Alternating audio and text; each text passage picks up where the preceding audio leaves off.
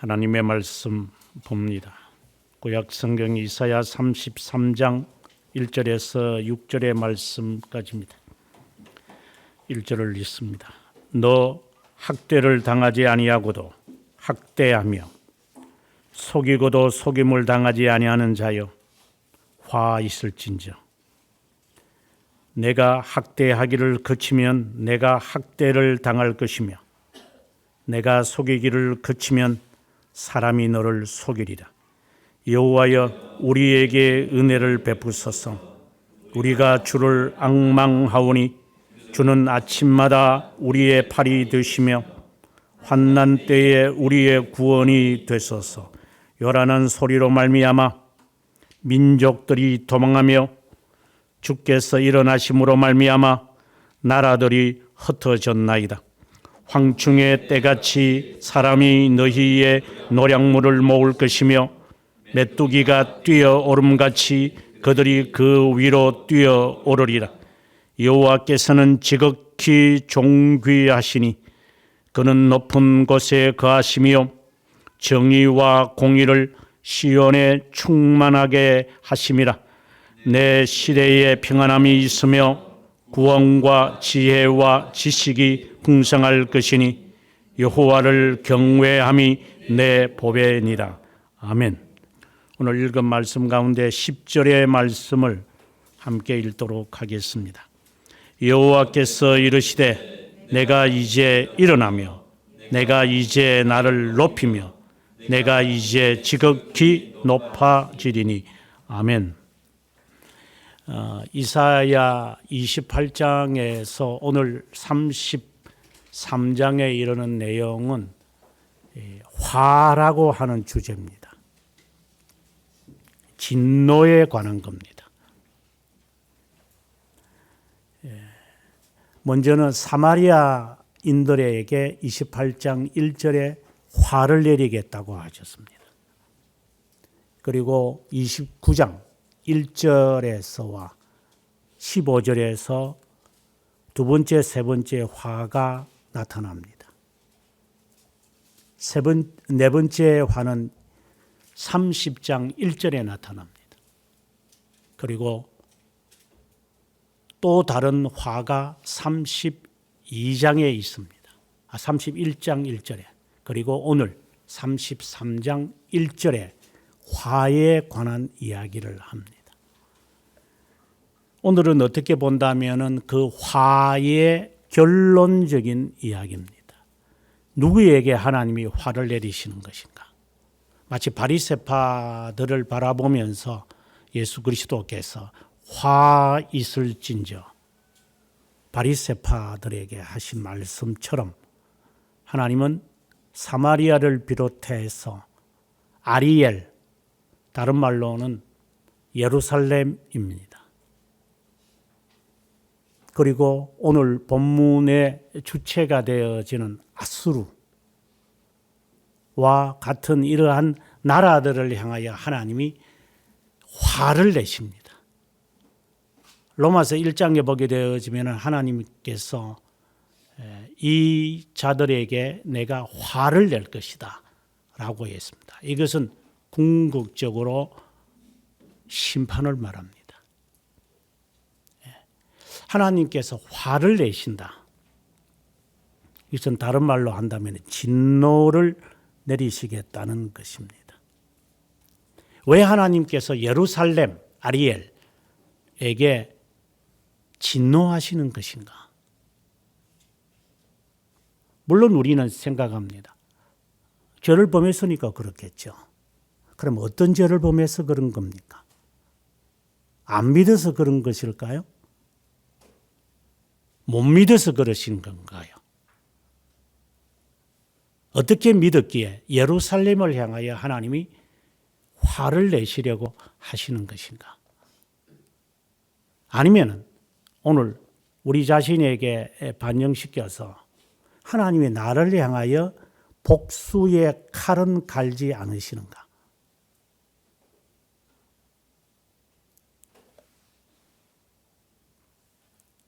하나님이 나를 향하여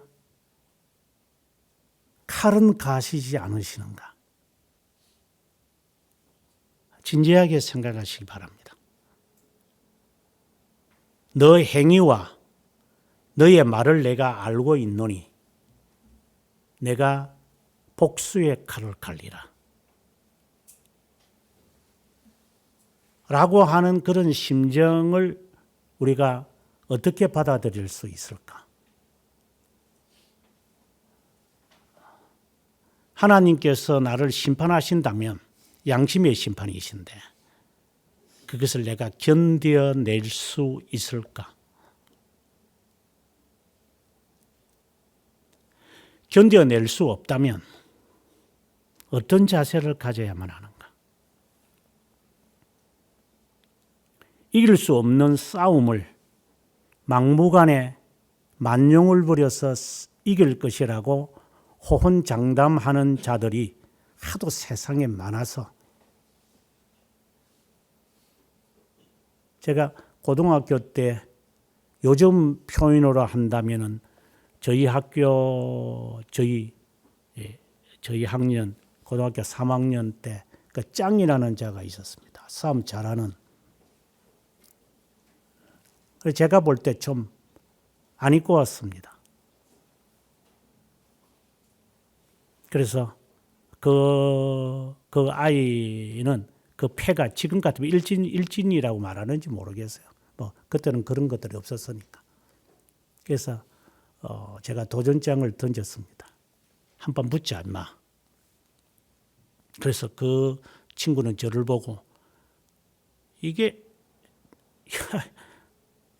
저는 그렇게 큰 애가 아니었고 왜소한 애였고 좀 빼빼했습니다. 도전장을 던지니까 얼마나 가소로웠겠어요. 제가 왜 그때 그렇게 함부로 도전장을 던질지 모르겠습니다. 그래서 이제 저희 학교 동산이 있었는데 거기서 이제 한번 붙었습니다. 결과는 참패입니다. 눈등이 터져가지고 눈이 시퍼렇게 한테 터져가지고 함부로 까불지 마라 임마. 네 쥐 터진다. 그래서 제가 이게 눈에 눈티가 반티가 돼가지고 제가 고등학교 다닌 적이 있었습니다. 그런데 그 결과 이제 저희 친구들이 네가 터져가지고 한 대 맞았지만 그래도 네 용기는 싸다, 멋있다. 이렇게 역전이 되어가지고 제가 친구들한테 조금 이렇게 잘난 맛을 당한 적이 있습니다. 그래서 저는 배웠습니다. 못 이길 것 같으면 덤비지도 마라 인마. 눈뒤 터진다네요. 한번 맞아봐라 니. 까불지 말고 그냥 고요하게 살아라. 제가 이 말을 하는 이유는 함부로 만용을 부리지 마라. 제가 만용을 부렸기 때문에 하는 이야기입니다. 신앙생활도 만용을 부리지 마라. 눈뒤 터진다. 터지면 아프다. 창피스럽고. 버스를 탔는데 여학생들이 나를 뭐라고 쳐다보겠냐. 어디서 쥐 터져가지고 그냥 시뻘겋게 터져가지고 있는 놈 보면 뭐라고 여기겠냐. 그것이 한 달 이상 가더라고 보니까. 까불지 마라 그냥. 신앙생활은 만용이 아닙니다. 하나님이 화를 내시겠다는데 6번이나 반복하시면서 내가 화를 낸다. 우리는 이 경고를 들어야 합니다. 특별히 오늘 아수르를 향하여 하나님이 화를 내신다고 했습니다. 그러면 그 상대적인 사람들이 있을 겁니다. 하나님의 백성들은. 하나님의 백성들은 어떤 자세를 취해야 하는가? 아수르에 대하여 이제 하나님이 경고를 먼저 내립니다.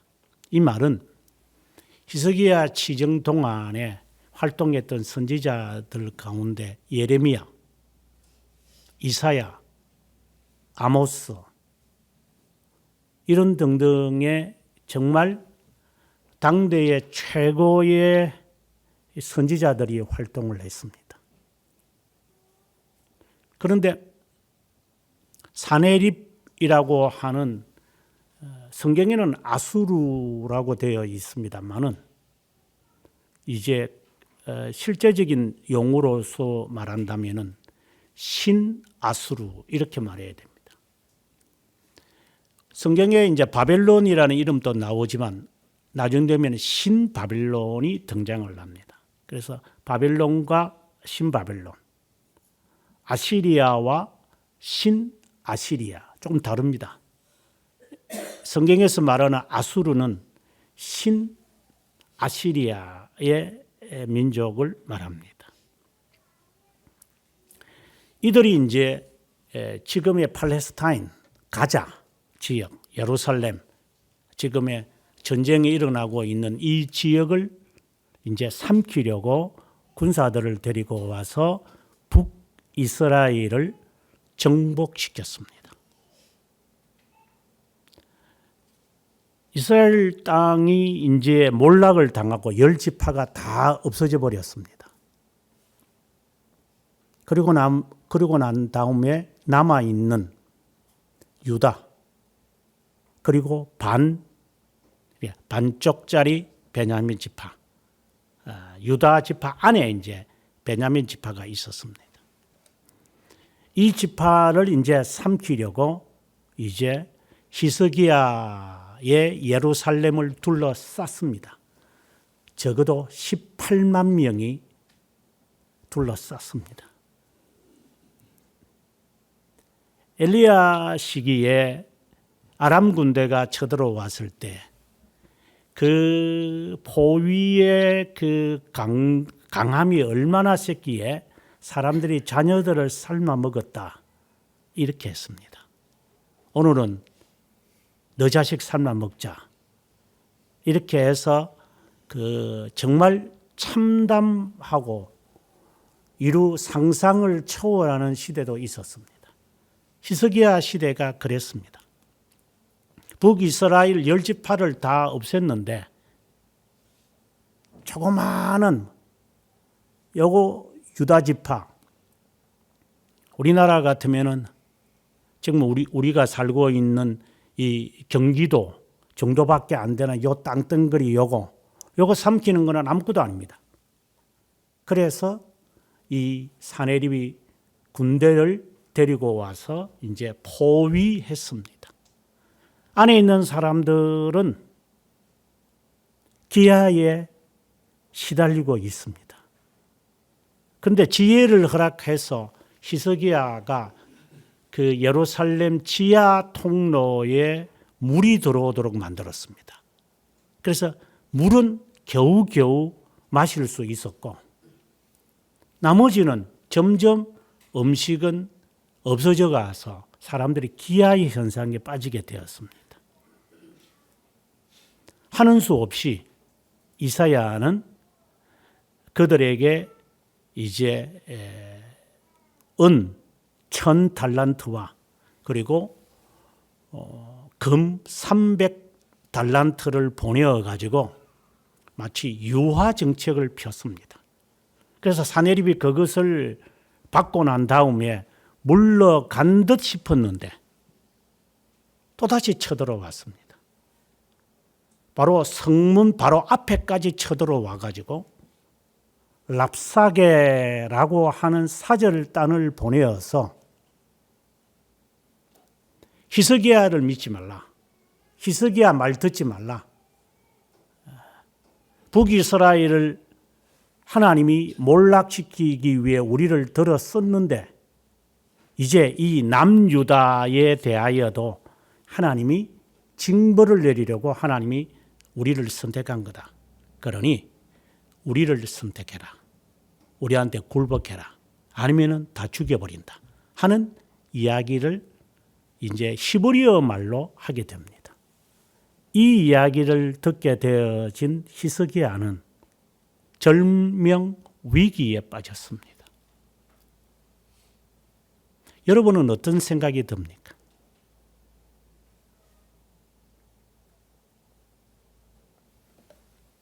이런 위기는 당해봤습니까? 절명의 위기를 당해본 적은 있습니까?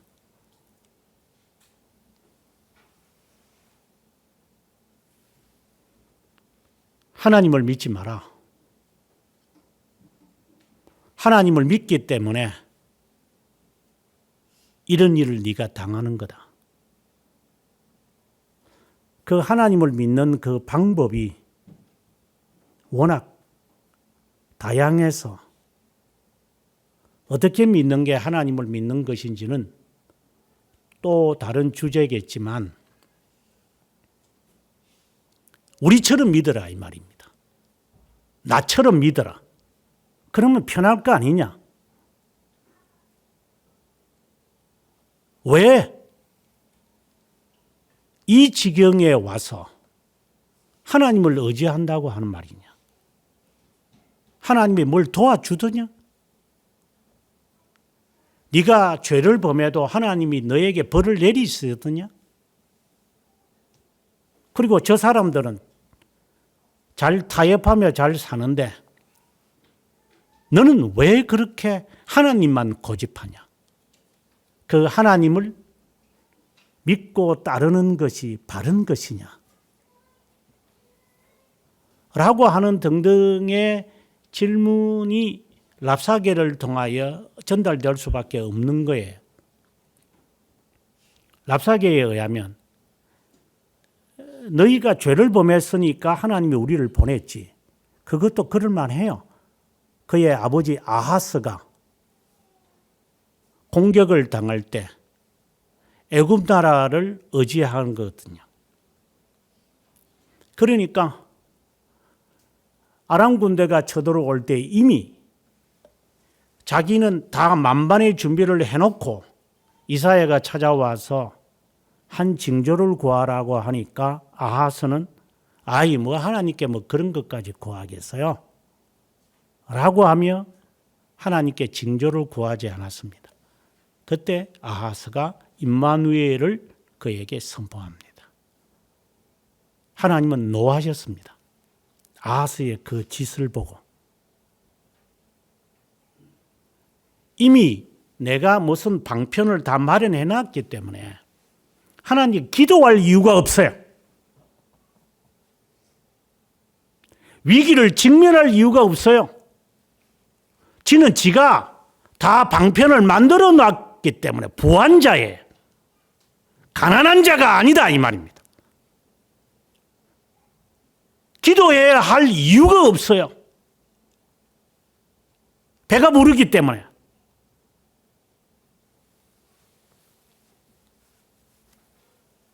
아하스가 그래서 하나님께 진노를 받는 것처럼 너도 마찬가지지 않느냐. 그 아버지의 그 아들인데 그래서 하나님이 너희를 멸하시려고 이제 나를 보냈다. 이것이 정말 이 히스기야에게는 엄청난 고통이었습니다. 바로 그 시기에 이제 이사야가 히스기야에게 찾아와서 이제 6가지 화에 관한 메시지를 선포합니다. 오늘은 그 마지막인 아수르를 이제 대상으로 하나님이 예언을 합니다. 이 화를 나타냅니다. 그나마 다행인 것은 히스기야는 다른 나라를 의지하지 않습니다. 애굽을 의지하지 않았다 이 말입니다. 이스라엘 사람들도 그렇고 유다 사람들도 그렇고 투가면은 그들은 애굽을 의지합니다. 의지해서 하나님께 기도해야 될 이유가 없으니까 지가 믿을 만한 것을 그들은 갖고 있었습니다. 그래 꿍꿍이가 있는 거예요. 그래서 하나님께 기도할 이유가 없어요. 근데 히스기야는 독특하게 애굽을 의지하지 않아요. 이것이 다른 사람들, 다른 왕들과 비교할 때 굉장히 바른 자 가운데 한 명이라고 저는 봅니다. 이제 이사야는 너희를 지금 18만 5천 명이 이렇게 둘러싸여 있는 가운데 하나님이 신탁을 내리는 겁니다. 들으라. 오늘 1절의 말씀을 보면 속이 있는데 지는 속지 않는 자, 이건 아수르를 말합니다. 침략하는데 너는 침략을 당하지 않는 너, 이제 너에게 화가 있을 것이다. 그래서 하나님께서 이 아수르에 대하여 이제 진노할 것을 이제 이미 정하셨다는 것을 말해 줍니다. 그때 히스기야가 하는 말입니다. 여호와여 우리에게 은혜를 베푸소서. 우리가 주를 앙망하오니 아침마다 우리 팔이 되시며 환난 때에 우리 구원이 되소서. 오늘의 이 말씀은 30장 18절에 있는 말씀과 19절에 있는 말씀을 떠올립니다. 18절에 보면 여호와여 기다리시리니 여호와께서 기다리시나니 이는 너희에게 은혜를 베푸려 하시며 일어나시리니 너희를 긍휼히 여기려 하심이라. 대저 여호와는 정의의 하나님이시라. 그를 기다리는 자마다 복이 있도다. 20절에 가서 너희에게 환난의 떡과 고생의 물을 주시나 너 서성은 다시 숨기지 아니하시리니 내 눈이 내 서성을 볼 것이며, 여기서 서성은 이중적 의미로 예수 그리스도를 메시아를 의미하기도 하고 지도자를 의미하기도 합니다. 너희가 오른쪽으로 치우치든지 왼쪽으로 치우치든지 너 뒤에서 말소리가 너 귀에 들려 이르기를 이것이 바른 길이니 이리로 가라 라고 하는 이 말씀처럼 오늘의 이 2절의 말씀을 주님을 앙망합니다. 기다린다는 거예요. 기다리고 기다렸더니 아침마다 우리의 팔이 되시며 환난 때에 구원이 되십니다. 이거는 하나님을 향한 그의 간절함입니다.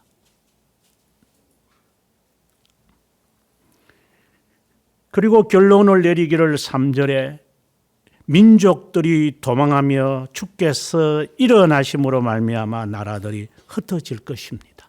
압니다, 하나님. 이것은 이제 기도 속에서 나오는 이제 결입니다. 우리가 기도하면서 이러한 답을 찾아냅니다. 근데 여기서 조심해야 될 게 있겠지만 기도하는 사람들은 대체적으로 제가 말하는 기도하는 사람들이라는 것은 허황된 청음을 말하는 게 아니라 여기에 있는 아침마다 주를 앙망합니다. 주를 기다립니다. 라고 하는 이러한 자세, 이러한 기도. 지난주에 제가 설교했던 것처럼 어려움이 있으니까 생존하려고 하나님 앞에 하나님이 살려주셔, 제발 좀 살려주셔 라고 하는 그러한 그 모면하기 위한 기도가 아니라 정말 하나님 앞에 엎드려서 하나님 오늘도 당신을 기다립니다. 내일도 기다릴 겁니다. 이 간절함, 이유가 있어서 일이 있어서 주님을 찾는 게 아닙니다. 주님, 행여나 오늘이 당신이 저에게 임할 날일는지 내일일는지 저는 모르지만 저는 하나님 앞에 나와 앙망합니다. 이 자세. 이런 것을 저는 기도하는 자라고 말합니다. 그 기도하는 자들은 이렇게 기도하는 속에서 말씀을 근거해서 얻어지는 피드백이 있습니다. 아하, 망하겠구나. 아하, 일이 그르치겠구나. 아하, 일이 이렇게 진행될 것이구나. 그 정도의 감이 옵니다. 이 전제하는 겁니다. 기도하는 자들이 갖는 전제입니다. 아하, 너를 그렇게 위협하는 자가 어떻게 종말을 맞이할는지 잘 들으십시오. 어떻게 종말을 맞이할는지 기도하는 자는 깨닫게 됩니다.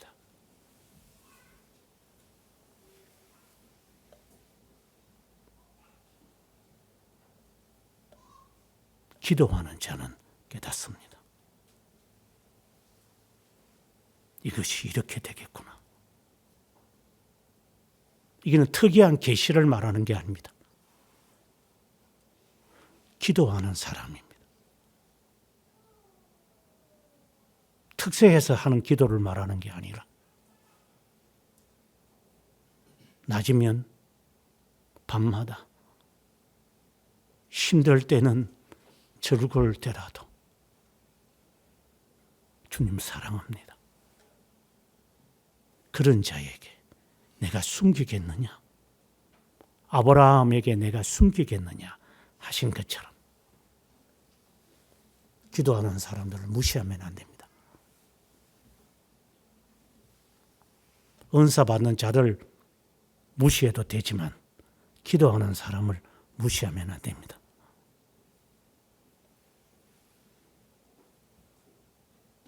말을 하지 않을 뿐 예상하고 있습니다.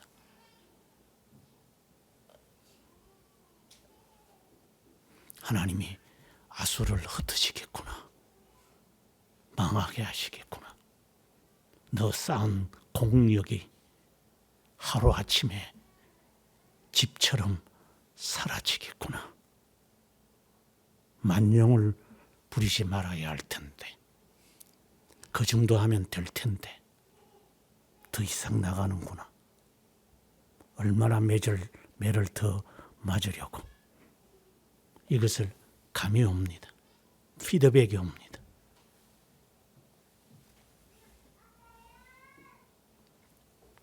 사절에도 동일한 이야기를 합니다. 황충의 때같이 사람이 너희의 노량물을 먹을 것이며, 이게 아수르를 두고 하는 말입니다. 아수르야, 너는 망하겠구나. 그래서 이사야는 두려워하지 않습니다. 망할 것인데 저들에게 뇌물을 주어서 혹시 돌이킬까 이렇게 화해를 해봤지만 이런 그렇게 하지 않는구나 라는 것을 깨달은 겁니다. 5절에 가서 그는 이제 놀라운 노래를 합니다. 지극히 존귀하시니 높은 곳에 거하시며 정의와 공의를 시온에 충만하게 하심이라. 하나님이 심판하시겠구나. 정의와 공의의 칼을 하나님이 대시겠구나.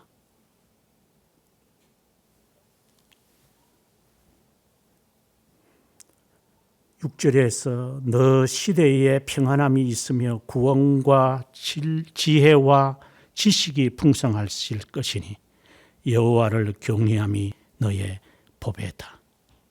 이것은 앞에서 이미 이사야가 했던 말씀들입니다. 아, 하나님이 이제 진노의 칼을 내리치시겠구나. 이제 하나님이 일어서시는구나.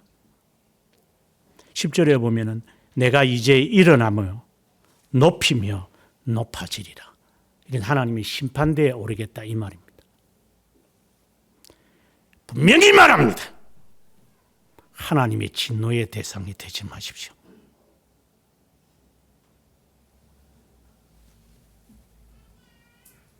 그 정도로 족하다. 더 이상 하지 마라.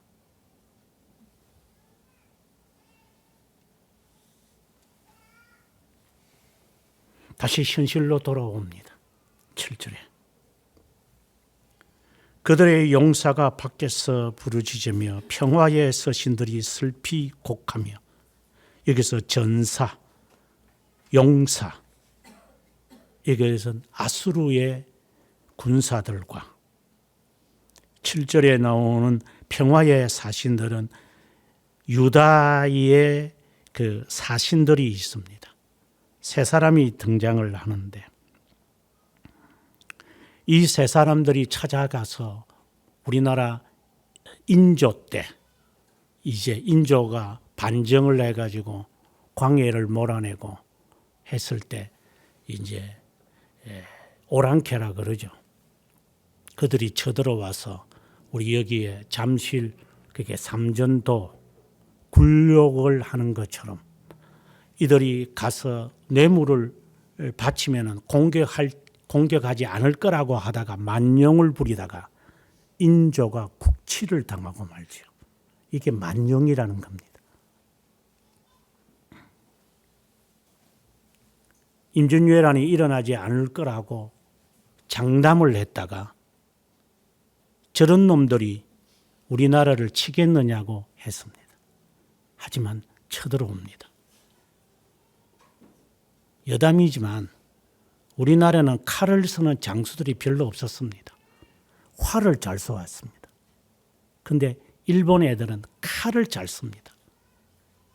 근접에 와서 싸움을 합니다. 그들은 전국 시대를 맞이했기 때문에 전사들입니다. 우리는 태종 이후에 전쟁이 거의 없었습니다. 다 평화, 좋다, 좋은 게 좋게 이러다 보니까 칼을 써야 하는 이따금씩 있겠지만 그렇게 쓰는 사람이 없었어요. 멀리서 화만 쏠 줄 알았죠. 활. 그러다가 임진왜란이 터지자 우리는 죽사발이 됐습니다.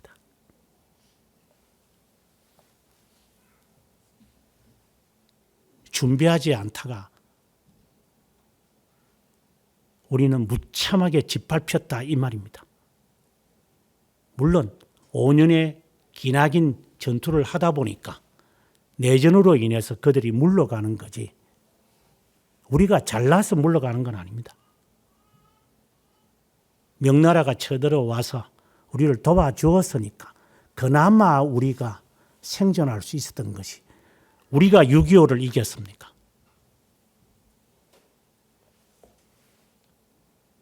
이 나라의 전쟁을 우리가 본다면 진해, 거창, 대구 이 지역까지 파죽지세로 일주일 만에 쳐들어왔습니다. 북한 놈들이. 그때 누가 막아줬습니까? 누가 이 나라를 경상도 우리 흔히 말하는 영남지방을 누가 막았습니까? 미군들입니다. 수만 명이 죽으면서 젊은 애들이 이 이상은 져서는 안 된다고 해서 수많은 젊은이들이 이 땅에 피를 흘렸고 북한 놈들은 그들을 죽였습니다. 제가 미국에 살아서 그런 것은 아닙니다. 말을 함부로 하면 안 됩니다. 우리를 쳐들어왔던 놈들이 다 항일 전사들이었습니다. 일본을 싫어하는 놈들이 쳐들어왔습니다. 항일을 주장하면서 6.25를 언급하지 않아하는 놈들은 거의 유사한 놈들입니다. 이건 역사가 분명히 말합니다. 누가 이 나라를 살리려고 도와주었습니까? 수백만 명이 죽어 나잡아질 때 누가 이 나라를 살렸습니까? 이제 와서 배부르냐? 저는 그들의 흔적들을 볼 때마다 고맙소. 왜 남의 나라에 와서 개죽음을 당하고 이제는 배부르니까 나가라 그러지요. 지금 망할 때 북한 놈들이 소련 놈을 덩업고 중국 놈 덩업에서 쳐들어온 거 아닙니까? 이것도 망각하고 있지. 이 세상은. 아무튼 이 나라는 망하겠구나. 아수르를 말합니다. 두려워할 게 아니구나. 라고 하는 마음을 이제 기도하는 이 이사야는 깨닫게 되어진 것입니다. 이제 8절에 보면은 조약을 파하고 앞서 말씀드린 대로 금 300데나리온과 은 1000데나리온을 가지고 조약을 했지만 이게 잘 안 되는구나 라는 것을 깨닫게 됩니다. 그래서 9절에 사람들이 슬퍼하고 괴로워하는 것을 보면서 10절에 다시금 주님이 5절처럼 내가 복수하러 오겠다. 우리는 여기서 깊은 진리를 깨달아야 합니다. 10절을 가리켜서 보통 종의 노래라고 그럽니다. 여러분들이 성경 52편에 가보면은 종의 노래가 나옵니다. 1절부터 보면 시온이여 깨라 깰지어다 너 힘을 낼지어다 거룩한 성 예루살렘이여 너 아름다운 옷을 입을지어다 이제부터 할례받지 아니하는 자와 부정한 자가 다시는 내게로 들어옴이 없을 것이다. 지금 아수르가 파죽지세로 18만 5천 명이 이렇게 둘러싸여 있는 상황입니다. 그때 이사야는 기도하고 답을 찾아내며 이제 아하스에게 제안한 것처럼 이제 질문을 던지는 거죠. 아하스에게 질문을 어떻게 던졌느냐? 하나님께 징조를 구하십시오. 7장에 말합니다. 그때 아하스는 거절합니다. 히스기야는 하나님께 기도합니다. 하나님 도와주십시오. 제가 애굽을 의지하지는 않을 겁니다. 그때의 세미한 음성처럼 종의 노래가 등장합니다. 임마누엘처럼. 오늘의 이 말씀 52절도 마찬가지입니다. 이게 종의 노래라고 하는 것입니다.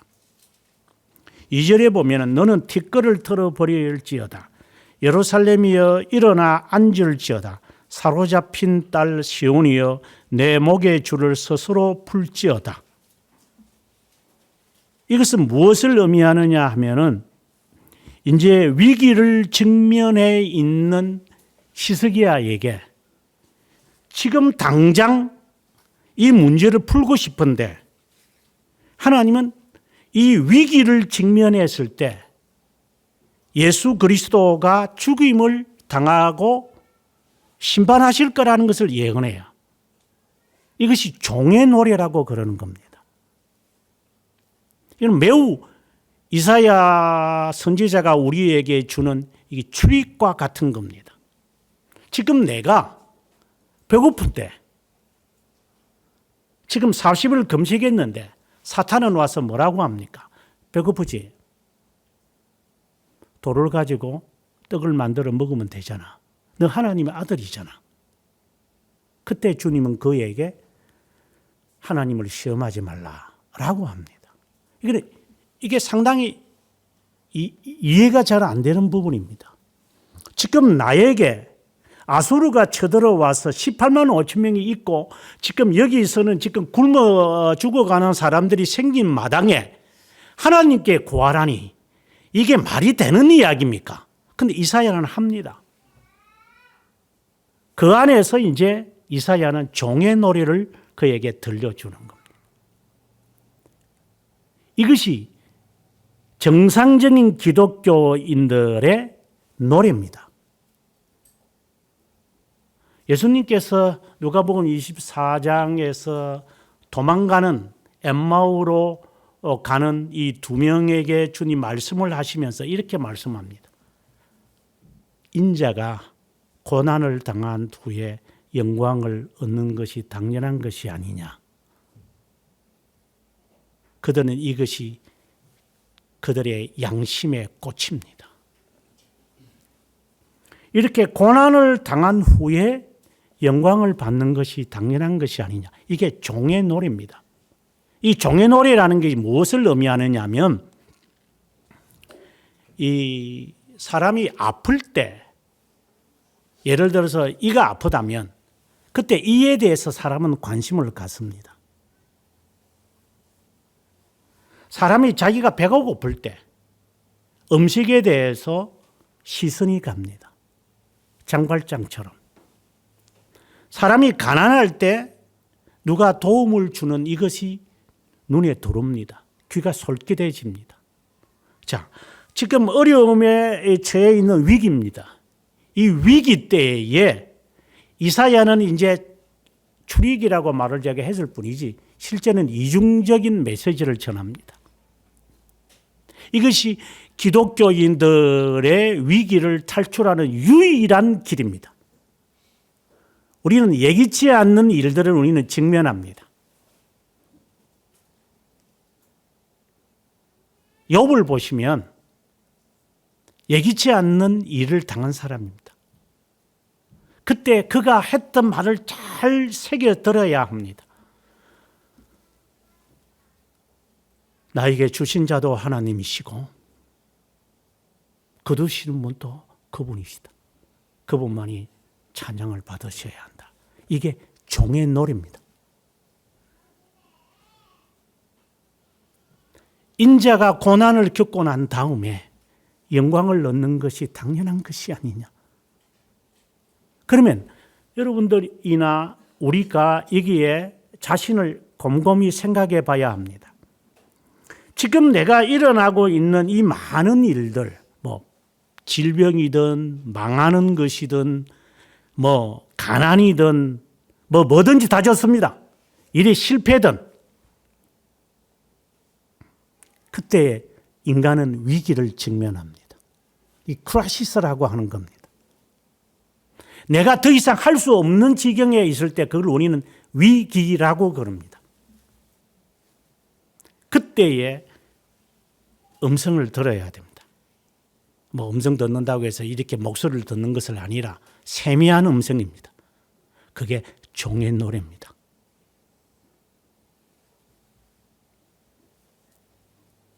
두 가지 의미가 있는 것인데 이것은 예수 그리스도의 초림과 재림과 관련되어 있습니다. 그리스도가 이렇게 고난을 당하는 게 당연한 게 아니에요.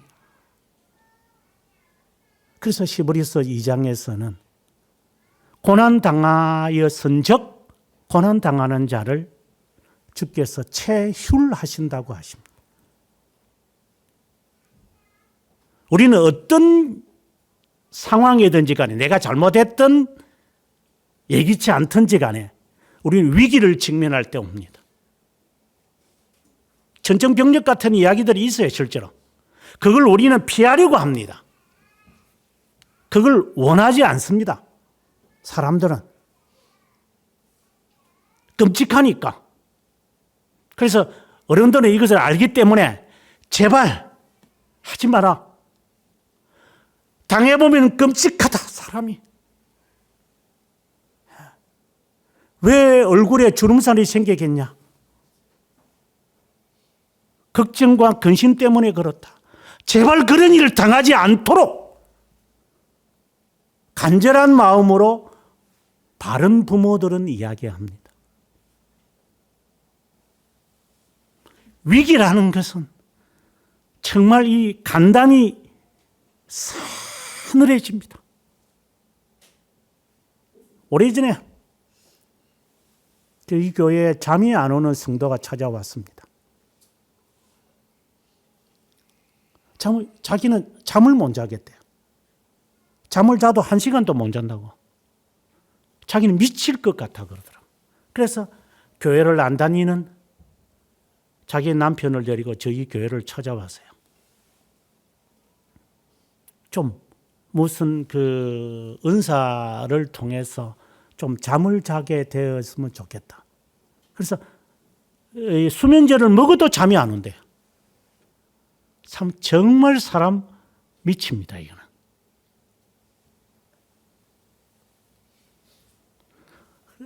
저는 그분을 바라보면서 몇 가지가 느껴왔습니다. 이야, 이게 뜬 눈으로 보내는 이거 밤마다 이게 사람을 말려 죽이는구나. 이게 사람 미쳐버리는 거예요, 이게.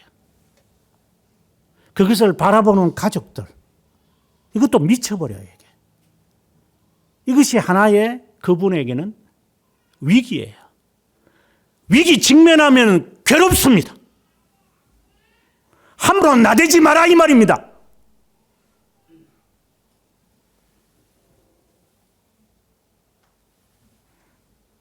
만약에 하나님께서 나를 시험하시려고 욥처럼 그런 위기를 직면하게 하신다면 어떤 위기든지 간에 내가 잘못해서 지나쳐서 위기를 맞이하든지 아니면 예측하지도 얘기하지도 않았는데도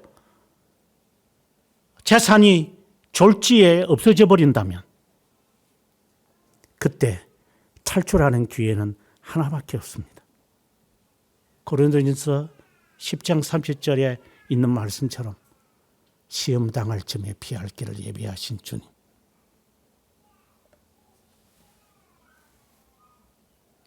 여기서 종의 노래가 등장하는 겁니다.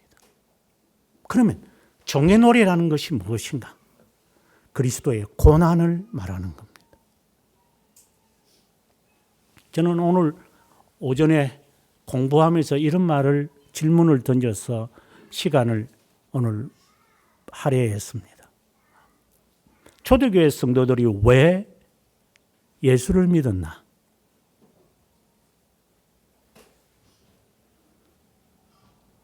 예수를 믿으면 다 추방을 당할 것인데 제가 쓴 책의 여인들의 발자취에 보면은 이혼을 당할 정도가 아니라 로마 제국의 시대에는 음란한 세대였습니다. 우리나라 왕도 한번 보십시오. 자기 아들에게 정상적으로 왕위를 넘겨주는 왕이 몇 명이나 있던가. 아주 더러운 자들입니다. 근데 우리는 훨씬 낫습니다.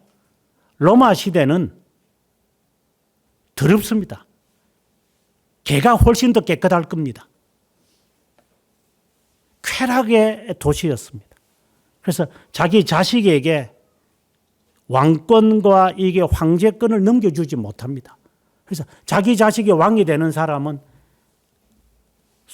두 손가락 외에는 없을 겁니다. 그만큼 타락한 시대였습니다. 그때의 여성들이 시집을 간다. 그러면 그 남자는 어떻게 됩니까? 안 믿는 남자들입니다. 그럼 이거는 개나 돼지와 같은 자들입니다. 그런데 이 여인들은 예수 믿는 사람이고 그러면 그 남자가 자기의 말을 안 들으면 예를 들어서 몽골에 그런 관습이 있었다는데 그건 사실이 아닌 것이라고 바라보지만 손님이 오면은 자신의 그 아내를 집어 넣어서 이렇게 하는 그 습관. 아주 더러운 습관이죠. 고대 사회에. 그때 그러면 어떻게 할 겁니까? 신자인 여성들은 거기에 타협 안 합니다. 그래서 화가 난 남편들이 그를 남자들이 살고 있는 그런 창가에 집어넣어서 밤새도록 욕을 보이게 하는 경우가 있다. 또 그러한 인물을 제가 소개한 적도 있었습니다. 더럽습니다. 어떻게 살아남았을까요? 여성들이요? 이게 신앙입니까? 지금 우리가 하고 있는 이게 신앙입니까? 이게. 이건 장난입니다. 저는 그래 봅니다. 이게 신앙 아닙니다, 이거. 저는 질문을 던졌죠. 왜 초대교회 성도들이 굳이 기독교를 택했을까? 재밌고 재밌는 것을 버려두고 왜 예수 믿었을까? 기독교인의 착함 때문이다. 이거는 역사가들이 동일하게 말합니다. 정말 착했습니다. 착하고 착한 사람들입니다. 지금 우리가 살아가고 있는 예수쟁이들을 한번 보십시오. 착한 사람이 몇 사람이나 여러분 만날 것 같습니까?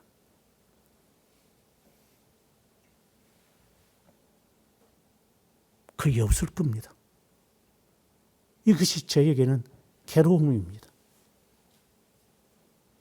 나도 착한 자가 아니니까. 착한 자가 되기 위해서 예수 믿는 건데 나는 인간이 되려고 예수 믿습니다. 세상이 주는 가치관에서 예수 믿으려고 하지 않습니다. 이거는 다 헛된 것이라는 것이 역사에서 증명됐기 때문에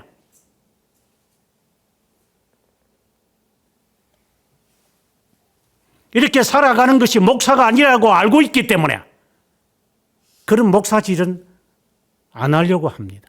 물론 제가 나은 목사라고 말하는 것은 아닙니다. 그는 신학자가 되고 싶지 않기 때문에 포기했습니다.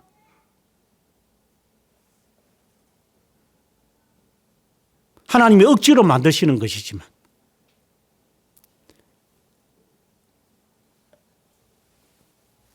착한 자가 되려고 착한 사람들이 있기에 그들이 예수 믿은 겁니다. 지금 우리가 예수 믿는 이유가 뭔지요? 그 다음에 그들은 늘 죽음을 직면해야 하기에 믿어야 할 것이 확고하여야 했습니다. 그래서 가르쳐 달라고 제발. 바른 것을 가르쳐라고. 내가 교회당에 놀러 왔느냐고. 내가 힘들어서 온 게 아니라고. 생명의 하나님이심을 내가 분명히 알아야 하니까 바르게 가르쳐. 바르게 살고 바르게 죽고 이것이 인간이니까.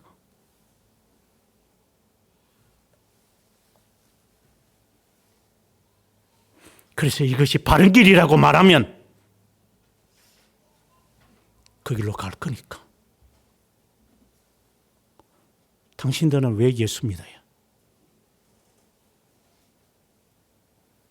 인간 되려고?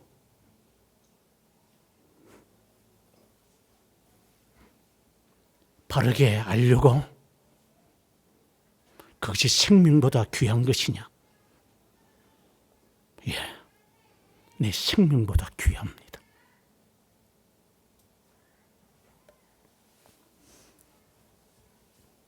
이러한 고백이 나오는 것은 종의 노래의 의미를 아는 자들입니다.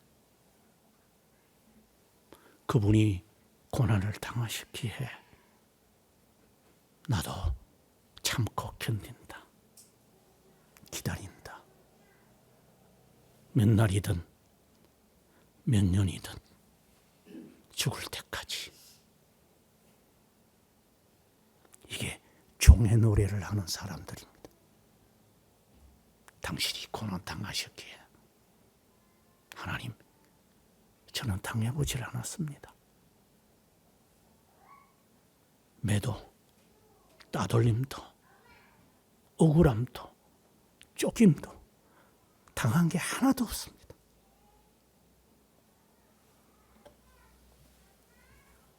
지 성깔에 못 이겨서 고함칠 뿐 나는 고난을 당한 적이 없습니다. 무슨 종의 노래가 있습니까? 거기에. 극단적으로 표현하면 예수를 믿는 겁니까?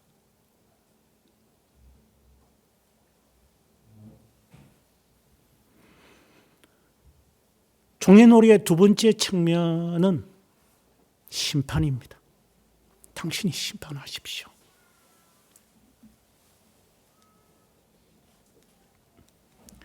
급기야 오늘의 말씀에도 나왔습니다만은 열왕기하 19장 35절에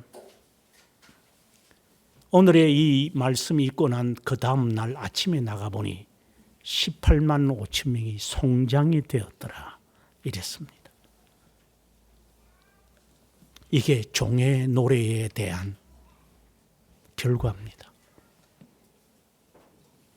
18만 5천 명이 우겨 쌓여 있겠지만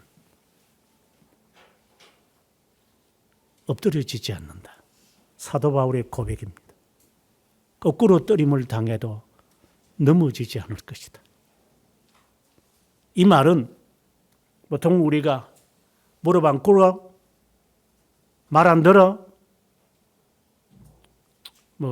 어쩔 수 없이 무릎을 꿇고 어쩔 수 없이 그러면 제가 포기하지요. 나는 우겨삼을 당하여도 쌓이지 않을 거다. 이런 역설적인 이 신앙이 종의 노래의 두 번째 측면입니다.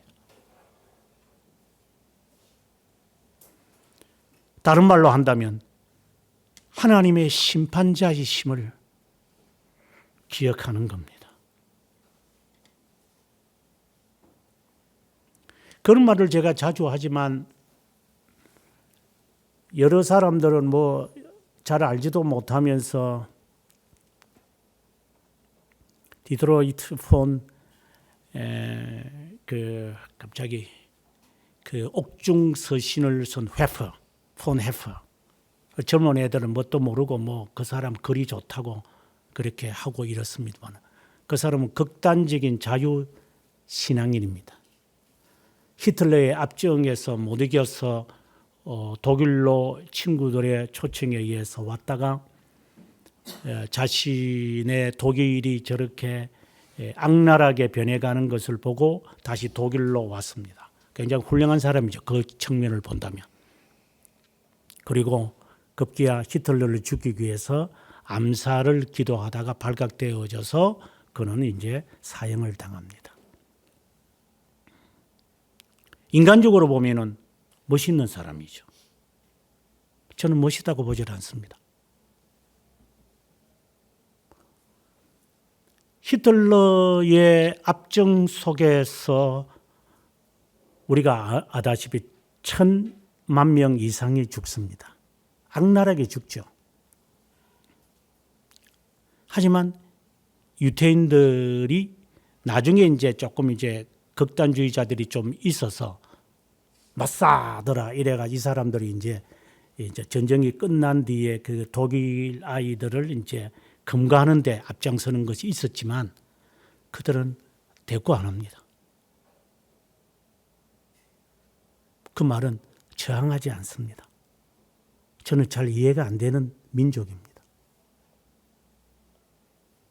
자기 형이 독가스로 죽고 돼지처럼 벌거벗겨져서 금이빨 뽑히고 머리카락 가발 만들기 위해서 다 잘라버리고 나체로 목욕시킨다고 가스실에 가서 그들을 죽이는 것을 보면서도 그들은 쿠데타를 일으키지 않습니다. 저는 이해가 잘 안 됩니다. 그들은 종의 노래를 알고 있는 자라고 저는 생각합니다. 초대교회 성도들도 동일했고 종교개혁 시기에도 동일했습니다. 그들은 저항하지 않습니다.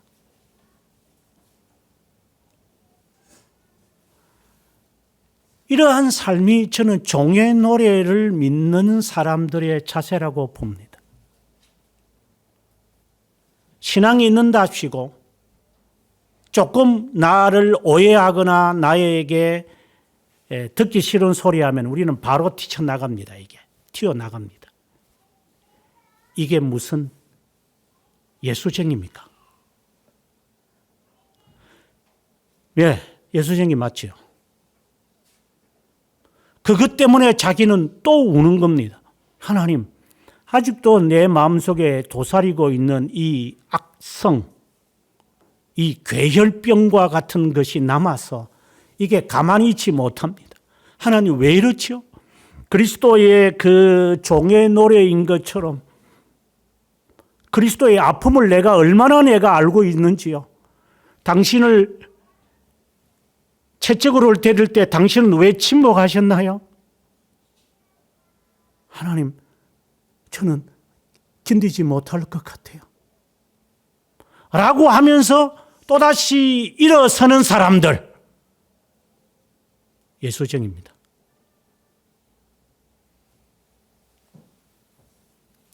하나님이 심판하실 것이다 라는 것에 집중한 사람만 아니라 당신이 침묵하시기에 저도 침묵합니다. 당신이 18만 5천 명 또 죽이신다면 죽이실 텐데 안 죽이시니까 기다리겠습니다. 이게 종의 노래입니다. 예수쟁이가 위기를 탈출하는 겁니다. 네가 심판하지 마라.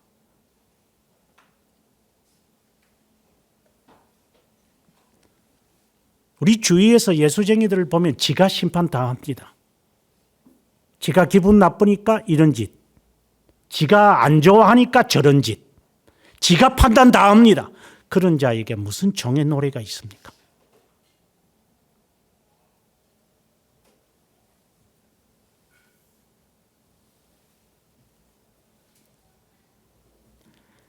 하나님은 심판에 대한 이야기를 11절부터 계속해서 이야기합니다.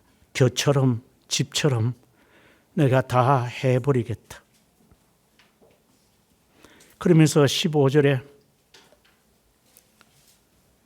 하나님의 신앙을 지키는 자를 이렇게 나열합니다. 공의롭게 행하는 자, 정직하게 말하는 자, 토색한 재물을 가정히 여기는 자, 손을 흔들어 뇌물을 받지 않는 자, 귀를 막아 피를 흘리는 꾀를 듣지 아니하는 자, 눈을 감아 악을 보지 아니하는 자, 높은 곳에 거하리니 견고한 바위, 그들의 하나님이 될 것이다. 이것을 이제 깨닫습니다. 아하, 이런 자로 살아야 되는구나. 귀 막아라. 너에게 조롱하거든 귀 막아라. 극단적인 이야기지만 이런 기도도 해볼 필요가 있습니다. 하나님, 이제 나이가 들면 귀가 이렇게 먼다 그러고 눈이 잘 안 보인답니다. 눈이 시퍼렇게 떠 있으니까 볼 게 하도 많지. 귀가 하도 잘 들리니까 귓구멍에 뭘 꽂고 다니겠지. 뭘 듣고 뭘 보는지는 모르지만 그만큼 봤으면, 그만큼 들었으면 됐다. 그만 들어라. 네가 듣는다고 알고 본다고 네가 깨닫겠냐? 차라리 안 보는 게 낫지.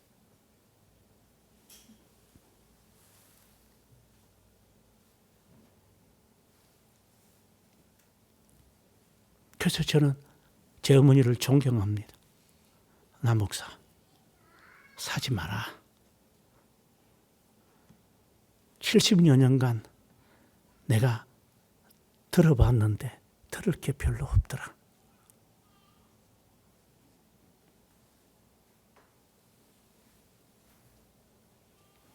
뭘 들을래? 그렇게 궁금하냐? 그렇게 보고 싶냐? 차라리 한 눈으로 천국 가는 것이 나을 거다.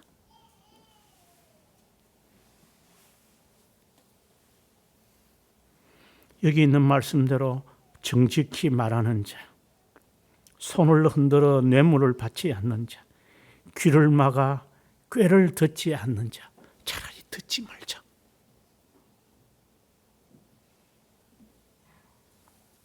안 듣는 것이 차라리 나을 것 같다. 뭘 더 들으려고 그래?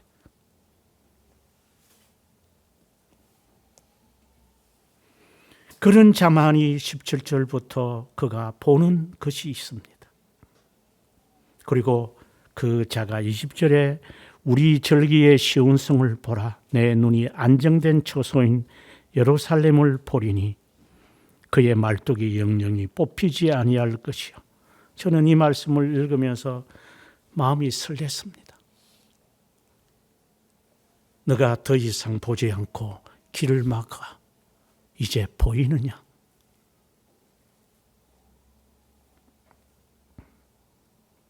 누리느냐?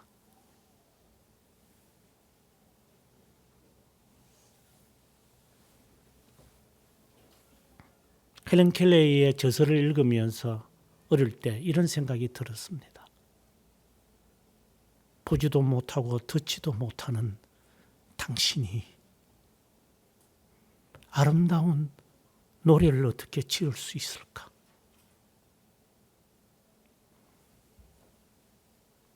나는 듣지 못했습니다. 그러나 들립니다. 나는 보지 못했습니다. 그러나 보입니다. 하나님이 나에게 1시간만 듣게 하신다면 맑은 개천의 물소리와 날아다니는 새의 소리를 듣고 싶습니다. 1시간만 저에게 눈을 주신다면 아름다운 자연과 무지개를 보고 싶습니다.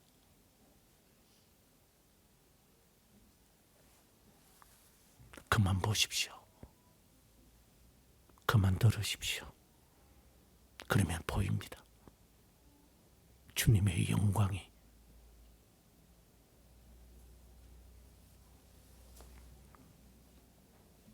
주님이 보입니다.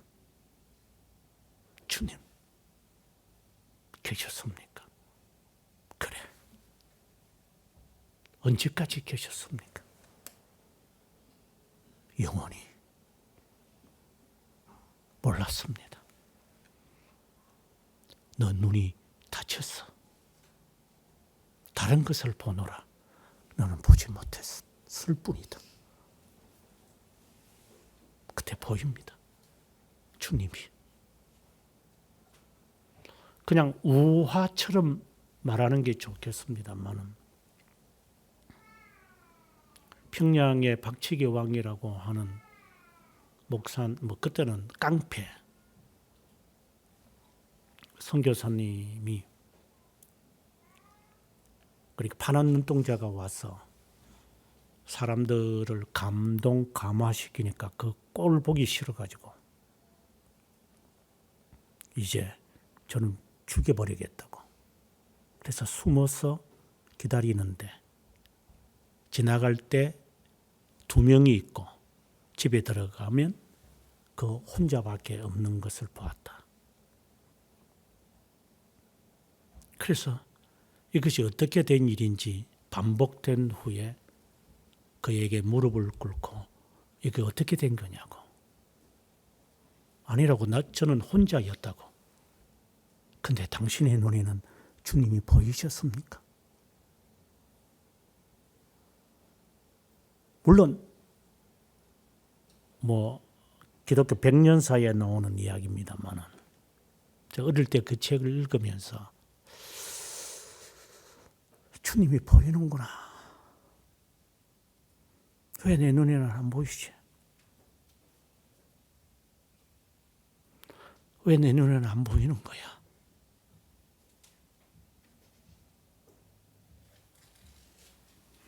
CCTV에 발각이 돼가지고 빼도 박지 못하는 사람들이 있는데 24시간 CCTV라는데 주님이 악한 자에게도 주님께서 늘 함께 계셨다면, 주님이 다 보셨다면 무슨 말하기도 전에 말 들을 거 뭐 있어요? 내가 다 봤는데. 그래서 양심의 책이라는 말이 나오잖아요.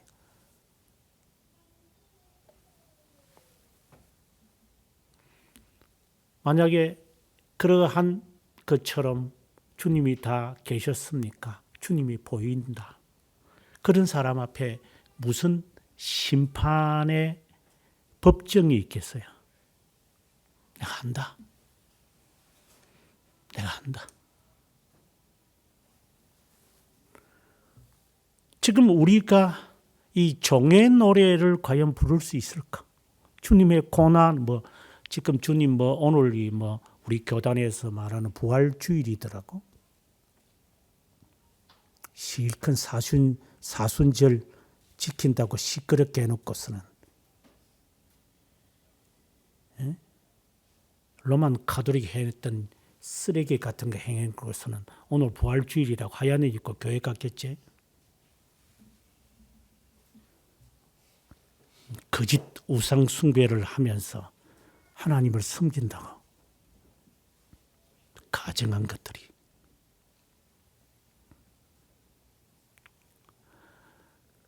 주님을 보면서 사시기 바랍니다.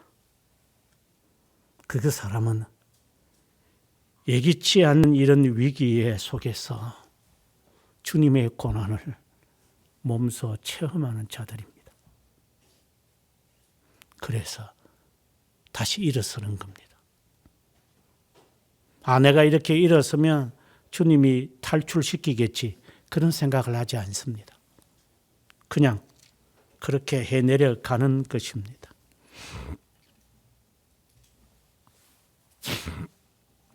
탕자를 끝으로 말하고 싶은 게, 탕자가 정말 하나님께 범죄하고 간 정말 파렴치한 존재라고 저는 봅니다. 아주 못된 놈이죠.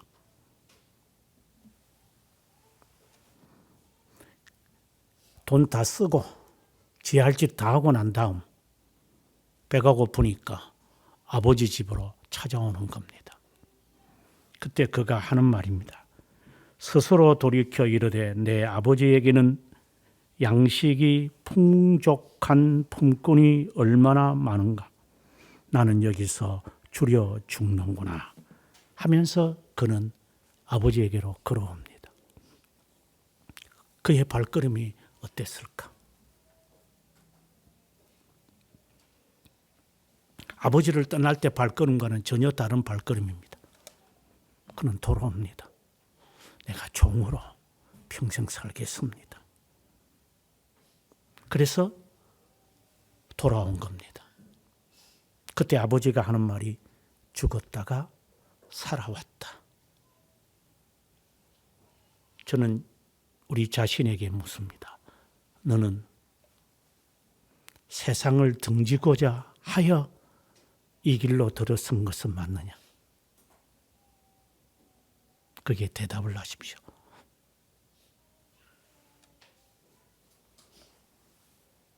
세상을 좋아서 세상으로 갔습니다. 하지만 이제는 아닙니다. 하나님, 종으로 살겠습니다. 평생. 그 심정이냐? 평생 남은 여생 종으로 살겠습니다. 립 서비스를 말하는 거 아닙니다. 진정으로.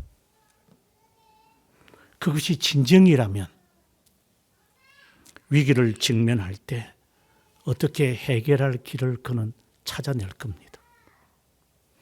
그때마다 엎드릴 겁니다. 하나님, 도와주십시오. 힘듭니다. 괴롭습니다. 답답합니다. 제 눈에 당신이 보이기를 원합니다. 이것은 저의 고백이기도 합니다. 제가 목사가 되고 난 다음에 이 기도였습니다. 하나님, 제가 당신을 보지 않고 당신을 듣지 않는다면 제가 어떻게 목사 짓을 하겠습니까?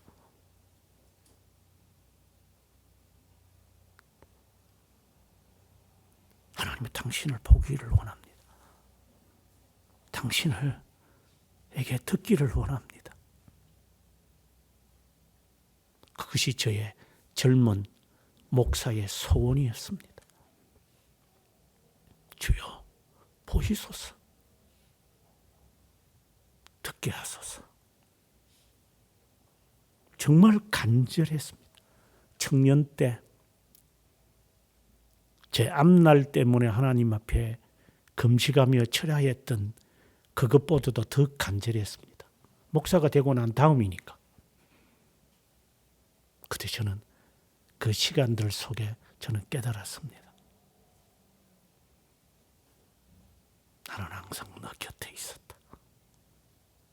너가 듣게 오히려 싫어했을 뿐 나는 너에게 있었다. 너가 보기를 원치 않았을 뿐이다. 이것이 욥이 위기를 탈출할 수 있었던 유일한 통로였습니다. 그래서 오늘의 이 말씀에 6절에 내 시대에 평안함이 있을 것이며 구원과 지혜와 지식이 풍성할 것이니 여호와를 경외함이 너의 보배다. 구원, 지혜, 지식이 너에게 풍성할 거다. 이것이 너의 보배다. 자비로우신 하나님, 질고를 하시며 슬픔을 하시며 징벌과 고난을 받으신 하나님, 우리 중에 누가 고난을 피하려 하든가, 우리 중에 누가 부하려 하려든가, 우리 중에 누가 안갚음을 하려고 한다 하는가, 우리 중에 누가 보는 것을 만족하지 못하여 듣는 것으로 만족하지 못하는 자가 있던가.